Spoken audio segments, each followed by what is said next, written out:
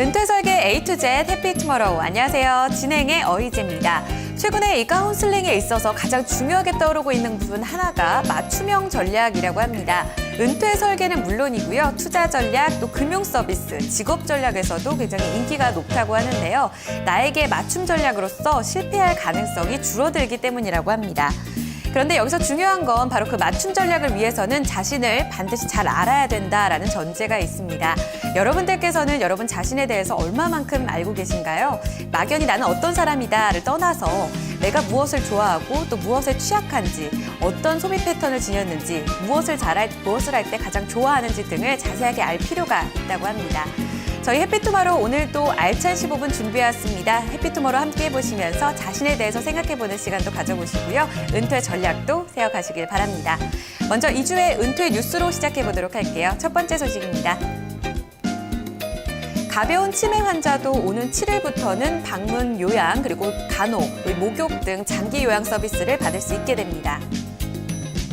보건복지부는 2일 장기요양위원회를 열고 치매 특별등급 신설 등 등급체계 개편, 그리고 노인 장기 요양보험 수가 인상, 내년 장기요양보험료를 확정했다고 밝혔습니다. 치매 특별등급 수급자로 선정이 되면 인지활동형 프로그램 서비스를 이용할 수가 있고요. 이때 수급자가 부담하는 이용액은 이용 프로그램의 15%로 한 달에 11만 5천 원 수준입니다. 또 장기 요양제도 역시 3등급에서 5등급 체계로 개편을 했고 서비스질 제고를 위해서 수가를 인상하기로 했습니다. 또한 내년 장기 요양 보험료율은 현행대로 건강보험료액의 6.55%로 동결하기로 했습니다. 네, 두 번째 소식입니다. 기초연금법이 국회 본회의를 통과하게 됐습니다. 이에 따라 정부는 7월 기초연금 지급을 위해서 입법 예고 등 시행 작업에 돌입했습니다. 보건복지부는 기초연금법 시행령과 시행규칙안, 기초연금법 고시안을 오는 8일부터 28일까지 입법 예고한다고 7일 밝혔습니다. 이번 기초연금법에 따라서 소득 인정액이 하위 70%에 해당하는 65세 이상 어르신은 국민연금 가입기간과 연계해서 매달 10만 원에서 20만 원씩 기초연금을 받게 됩니다. 단 장기 가입자 가운데 수급액이 30만 원을 넘지 않는 노인에게는 20만 원을 지급하기로 했습니다. 이 기초연금액의 적정성 평가는 국민연금 재정 계산 절차와 유사하게 진행되기로 했고요. 최초 시행 시기는 다음 국민연금 재정 계산이 실시되는 오는 2018년입니다. 시행령과 시행규칙 개정안에 대해서는 개인과 단체의 의견을 오는 28일까지 보건복지부 기초연금사업지원단에 제출할 수 있습니다.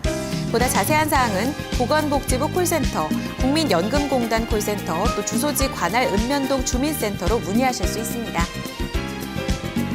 네, 출산 크레딧 제도 많이들 활용을 하고 계신지 모르겠습니다. 이 현재 둘째 자녀 이상을 대상으로 아동수에 따라서 최대 50개월까지 지원이 되는 국민연금 제도인데요. 일각에서는 이 출산 크레딧 제도를 확대 개편하자는 지적이 나왔습니다. 출산 크레딧 제도는 둘째 자녀 이상 출산 시에 연금 가입 기간을 추가로 인정해주는 제도인데요. 김진 춘해보건대 교수와 이정우 인제대 교수는 지난해 우리나라 합계 출산율이 1.18명인 점을 감안할 때 둘째 자녀 이상에 대해서 제공되는 출산 크레딧 제도의 실효성이 상당히 제한적이라고 지적했습니다.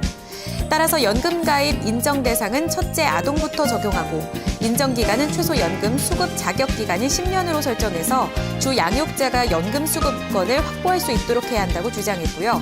또 2008년 이후 출생 아동으로 제한하고 있는 규정 자체는 이 형평성에 위배될 수가 있기 때문에 인정 혜택은 모든 세대에게 공평하게 주어지도록 해야 한다고 조언했습니다.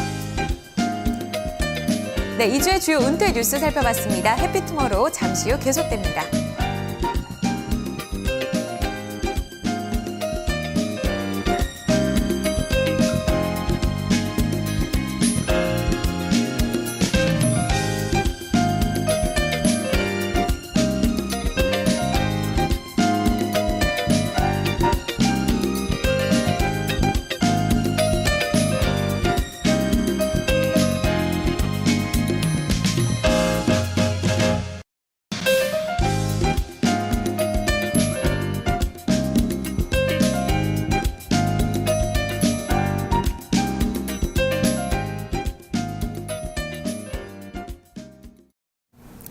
네, 2주의 주요 은퇴 뉴스 짚어보고 돌아왔습니다. 해피투모로우 계속해서 이어가 보도록 할게요.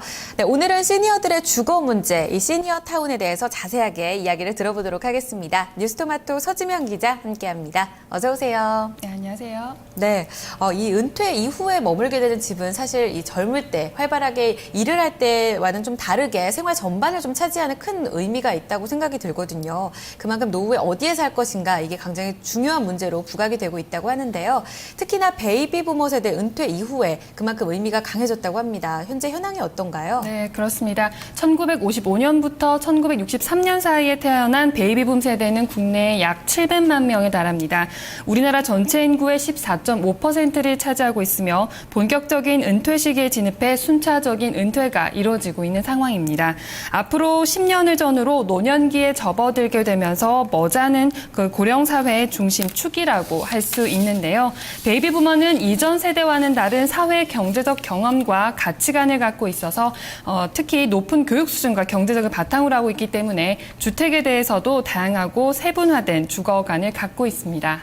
네, 그렇다면 이 베이비 부머들의 이 주거 성향 좀 자세하게 알아보고 싶은데요. 실제로 은퇴 이후에 주거를 좀 옮기고 싶어하는 의향이 있는지, 또 은퇴 후에 옮긴다면 어떤 주택 유형에서 또 머물고 싶어하는지 한번 들어볼게요. 네, 베이비 부머는 은퇴 후 경제적인 이유나 안락한 노후 생활을 목적으로 이주 계획을 갖고 있는 것으로 나타났습니다.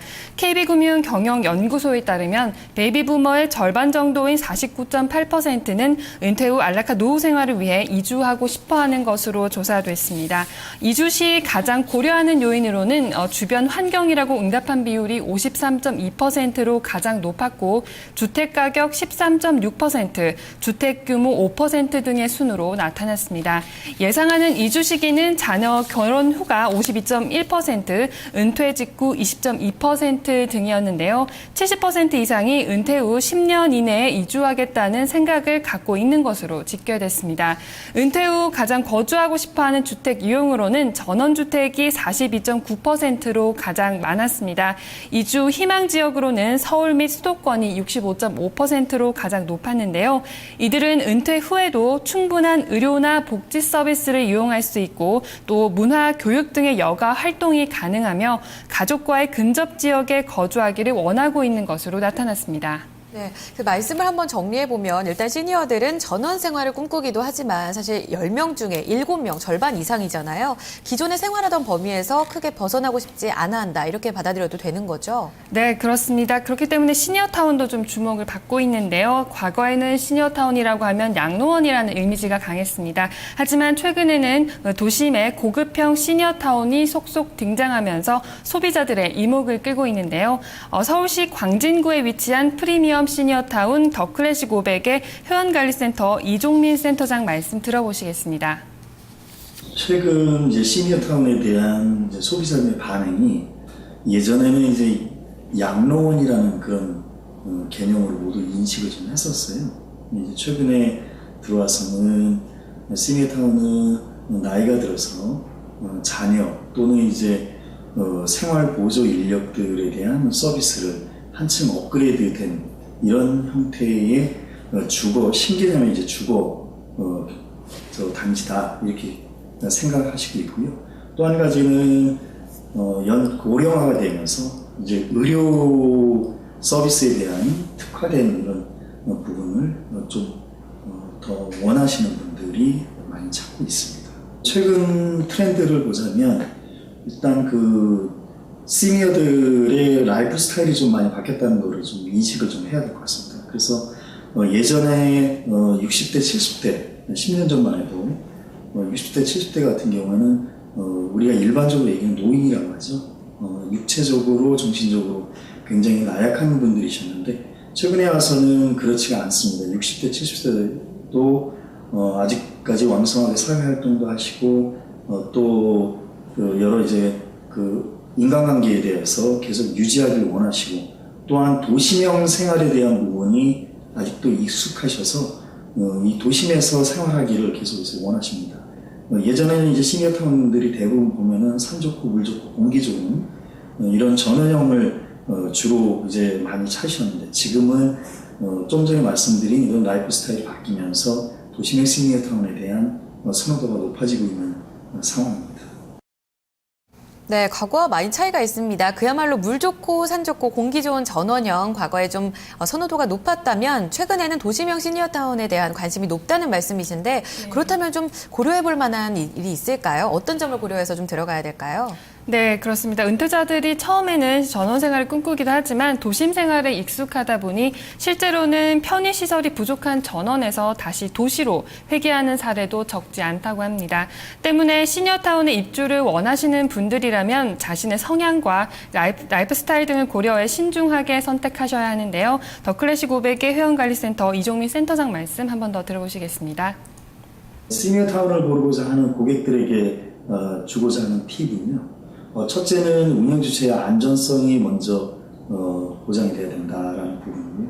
두 번째로는 누리고자 하는 서비스에 대한 부분, 당신께서 선호하는 서비스가 어떤 건지를 먼저 체크를 하셔야 될 것 같습니다. 그래서 첫 번째 운영 주체의 안전성이라는 것은 대부분의 시니어타운은 중소형 그 운영 주체가 운영을 하면서 운영 회사의 그 재무의 불안정성 때문에 잘못하다가는 노후에 모든 재산을 다 갖고 오는 고객 입장에서는 불안한 생활을 할 수뿐이 없는 그런 상황이 됩니다.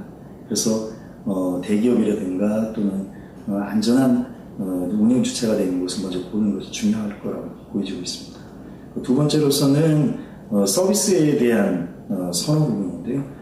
고객의 상황에 따라서 먼저 생활 편의를 추구하고자 하는 분이 계시거나 또는 의료 혜택을 추구하는 분들이 계실 거라고 생각이 됩니다. 그래서 생활 편의를 추구하시는 분들은 주로 도시명 쪽에 위치한 그런 시니어타운을 선택하는 것이 젊은 시절의 생활의 어떤 연장선상에서 좀 액티브한 삶을 영위할 수 있다고 보여지고 있고요.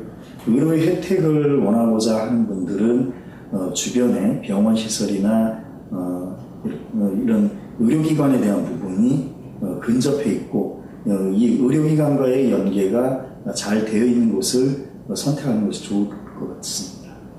네, 우선적으로 그 운영 주체 안전성이 가장 중요하겠고요. 또 무엇보다도 자신의 의료, 또 생활 편의 서비스의 선호도에 맞게 선택하는 것 가장 중요하다라는 말씀이었습니다. 네, 말씀 새겨보면서 또 전략에 참고해 보도록 하겠습니다. 오늘 말씀 여기까지 들을게요. 고맙습니다. 네, 나를 바꾸는 15분 해피투모로우 저희 여기까지 마치도록 해보도록 하겠습니다. 5월 셋째 주입니다. 따뜻한 한 주 보내시길 바라겠고요. 따뜻한 저녁 식사도 이어서 해보시기 바랍니다.